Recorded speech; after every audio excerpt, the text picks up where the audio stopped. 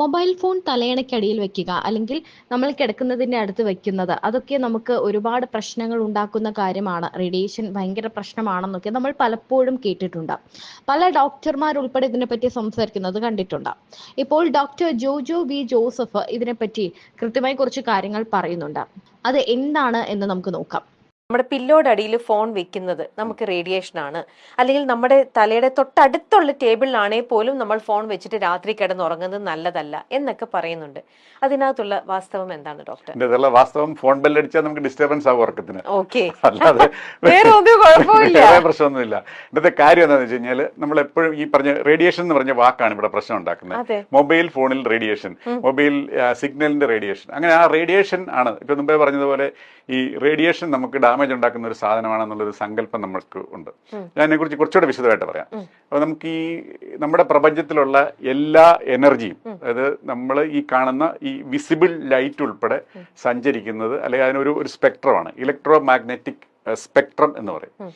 അത് ഒരു സൈഡിൽ വേവ് ലെങ്ത് കൂടിയ, നമ്മൾ വേവ് ലെങ്തിന്റെ കാര്യം പറഞ്ഞു കഴിഞ്ഞാൽ വേവ് ലെങ്ത് കൂടിയത് അല്ലെങ്കിൽ അതിന്റെ പവർ കുറഞ്ഞത്, അതിന്റെ ഫ്രീക്വൻസി കുറഞ്ഞത്, ആ തുടക്കമാണ് നമ്മൾ ഈ പറഞ്ഞ റേഡിയോ വേവ്സ് എന്ന് പറയുന്നത്. അതിന്റെ മറ്റേ അങ്ങേയറ്റമാണ് നമ്മൾ എക്സ് റേസ്, ഗാമ റേസ് എന്നൊക്കെ പറഞ്ഞ് നമ്മൾ കേൾക്കുന്നത്. അപ്പം ഇതില് ഈ നമ്മുടെ കമ്മ്യൂണിക്കേഷൻ ഉപയോഗിക്കുന്നത് ഈ റേഡിയോ വേവ്സ് ആണ് ഏറ്റവും അങ്ങേയറ്റത്ത്. ഈ റേഡിയോ വേവും കഴിഞ്ഞ് മൈക്രോവേവും കഴിഞ്ഞ് ആണ് നമ്മുടെ ഈ ലൈറ്റ് വരുന്നത്. ലൈറ്റ് നമ്മൾ എന്നും കൊണ്ടുകൊണ്ടിരിക്കുന്നതാണ്. അപ്പൊ ആ ലൈറ്റ് അടിക്കുന്നത് പോലെയുള്ള ഒരു പ്രശ്നം പോലും ഈ റേഡിയോ വേവ് നമ്മുടെ ശരീരത്തിൽ അല്ല ചുറ്റും നടക്കുന്നതുകൊണ്ടൊന്നും നമുക്ക് കേൾക്കുന്നതിൽ പ്രശ്നം ഉണ്ടാകില്ല. ഈ ഇന്റർവ്യൂവിനടിയിൽ കുറെ കമന്റുകൾ, ഇന്റർവ്യൂവിന് താഴെ കുറെ കമന്റുകൾ വന്നിട്ടുണ്ടാവും. പില്ലോയുടെ അടിയിൽ ഫോൺ വെച്ചിട്ട് കിടന്നാൽ ഫോൺ പൊട്ടിത്തെറിക്കാൻ ചാൻസ് ഉണ്ട്. റേഡിയേഷനുമായിട്ട് ഒരു ബന്ധവുമില്ല, പക്ഷേ ഹീറ്റ് പോകാൻ സ്ഥലമില്ലാതാകുമ്പോൾ ഹീറ്റ് കൂടി ഒന്നുകിൽ ഫോൺ കംപ്ലൈന്റ് ആകും, അല്ലെങ്കിൽ ഹീറ്റ് കൺട്രോൾ ചെയ്യാൻ പറ്റാതാകുമ്പോൾ പൊട്ടിത്തെറിക്കാൻ ചാൻസ് ഉണ്ട്. മുന്നേ പെട്രോൾ പമ്പിൽ മൊബൈൽ ഓൺ ആക്കാൻ പാടില്ലായിരുന്നു എന്ന ഇന്ന് ക്യു ആർ കോഡ് എത്തിച്ചിട്ടുണ്ട്.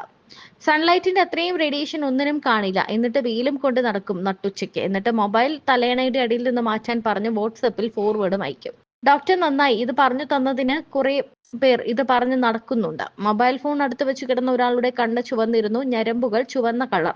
കാര്യം എന്താണ് എന്ന് അന്വേഷിച്ചിട്ട് ഒരു പിടുത്തവുമില്ല.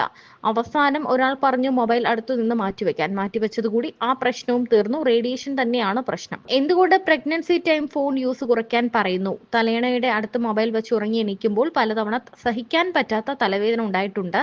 അത് എന്തുകൊണ്ടാണ്? തുടങ്ങിയ ചോദ്യങ്ങളൊക്കെയാണ് ഇതിന് താഴെ കമന്റുകളായി വരുന്നത്.